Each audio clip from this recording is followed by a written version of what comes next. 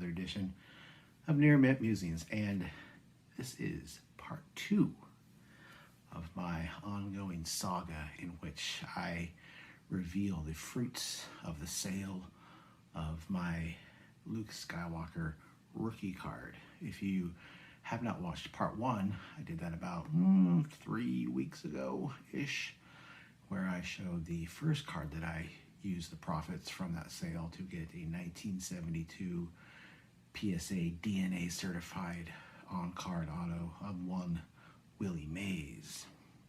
So that was a fantastic get, and I won't go into all the details that I did in that previous video, so I'll link it down below if you haven't seen it, or just, peruse my vast and rich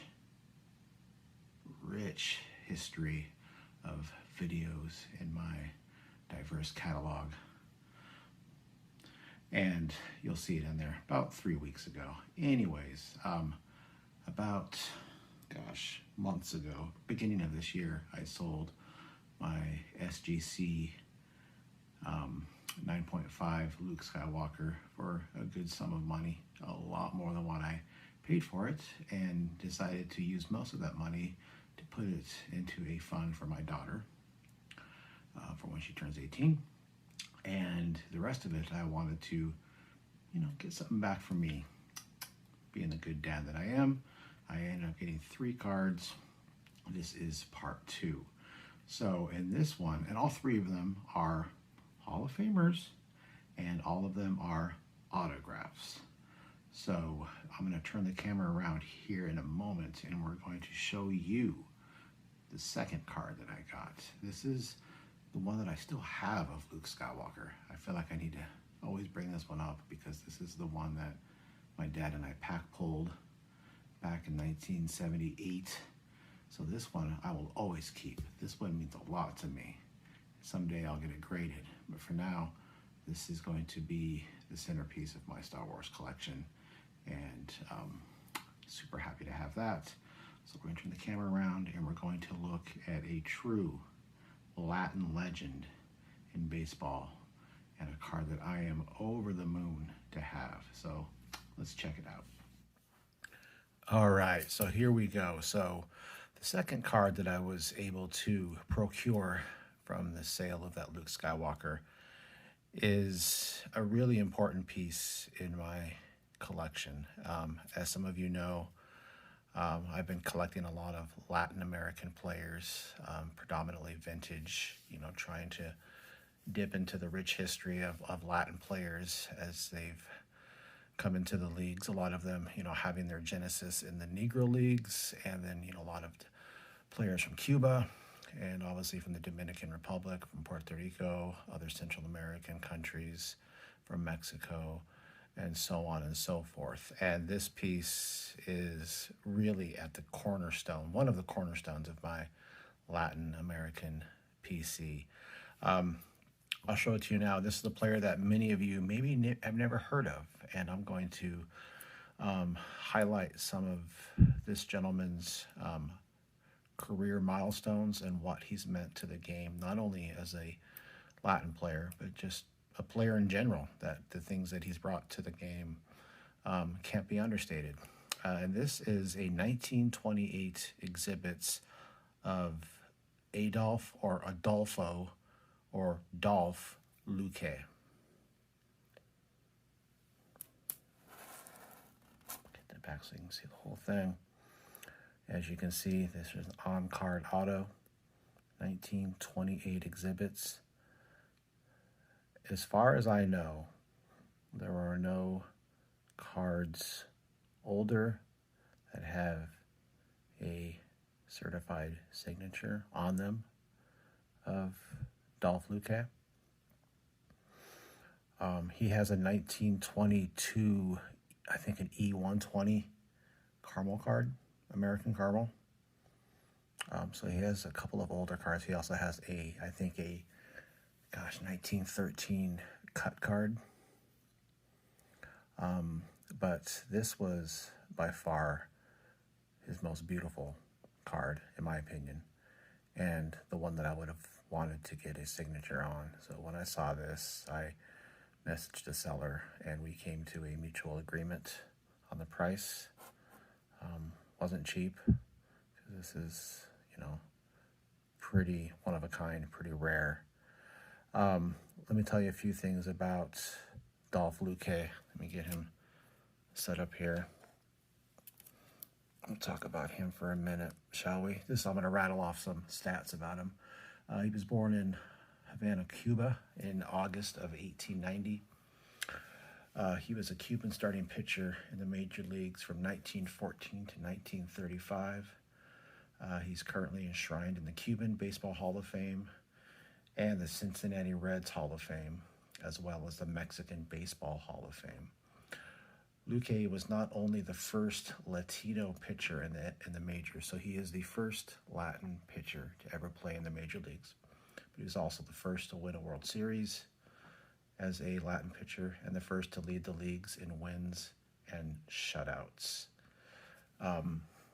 Some other facts about him. Let's see. He is a two-time World Series champion, both in 1919 and 1933. The first was with the Reds, the famous 1919 Black Sox Scandal World Series. And then the second one is in 1933 as a member of the New York Giants. He was the leader in wins in 1923 and also the leader in ERA of the same year. He also led the league in ERA in 1925. I'm actually going to put up here on the camera, on the screen. If you go to MLB.com on their mobile app, it's a lot of fun, actually. You can pull up any year in baseball history and see who the leaders were. So I pulled up 1923, and as you can see here, he had a really good year. He led the league in pretty much all the key pitching stats. He debuted with the Boston Braves in 1914. In 1918, he was traded to the Reds. So between 1915 and 1918, he was playing back in Cuba.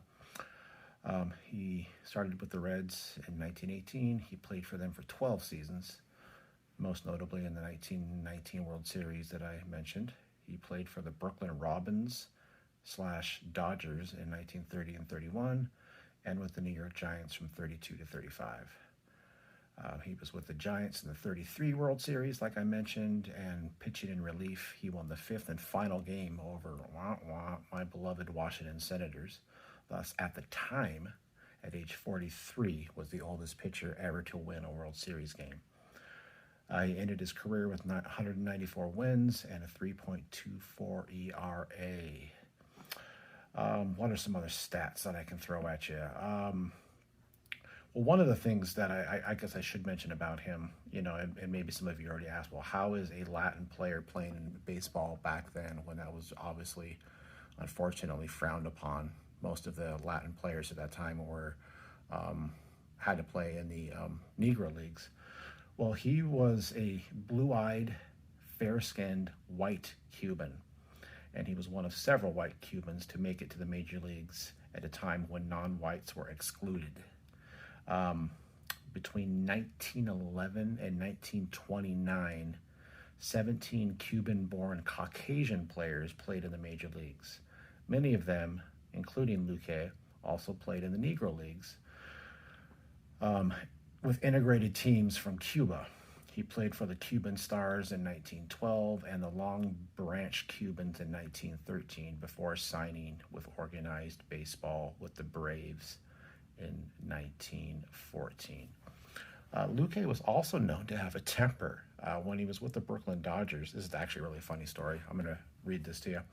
A heckler in the stands hollered, "Lucky, lucky LUQUE, lucky LUQUE," repeatedly. LUQUE went up over to the dugout and told manager Wilbert Robinson, "I tell you, Robbie, if this guy don't shut up, I'm going to shut him up." "Oh, come on, Dolph," said the manager. "He paid his way in. Just let him boo."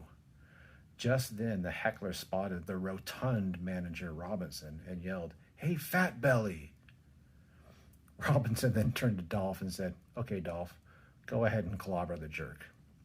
And LUQUE obliged his manager's request. Let's see what else. LUQUE also served as a coach at the major league level for 7 seasons, 36 and 37, and then again from 41 through 45 with the New York Giants. Working under managers Bill Terry and Mel Ott as a coach, LUQUE was a member of the Giants' 36 and 37 National League Championship teams.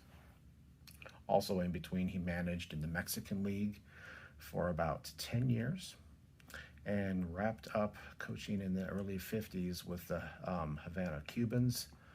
And that's where he basically retired from baseball. So let's take another look at this card before we wrap up. Just a beautiful example.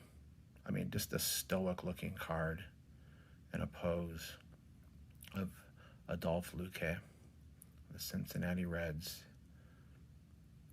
I'm just super, super blessed to have such a fantastic looking card in my collection of a trailblazer and a legend in Latin baseball. The first Latin pitcher in Major League Baseball. Just think of all those that have followed in his footsteps. They owe a lot to this gentleman, and yeah, really happy and proud to have this card and this autograph of Adolfo Luque in my collection. So there you have it, part 2 of my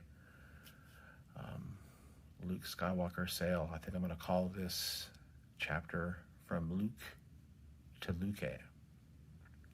Yes, that is clever. Thank you. And just a peek under the curtain for part 3. Part 3 is going to be coming up soon, where I will show the third and final card that I procured from the Luke Skywalker sale. And I can say this with unbridled certainty. It is the #1 piece in my collection, at least from an autograph point of view. From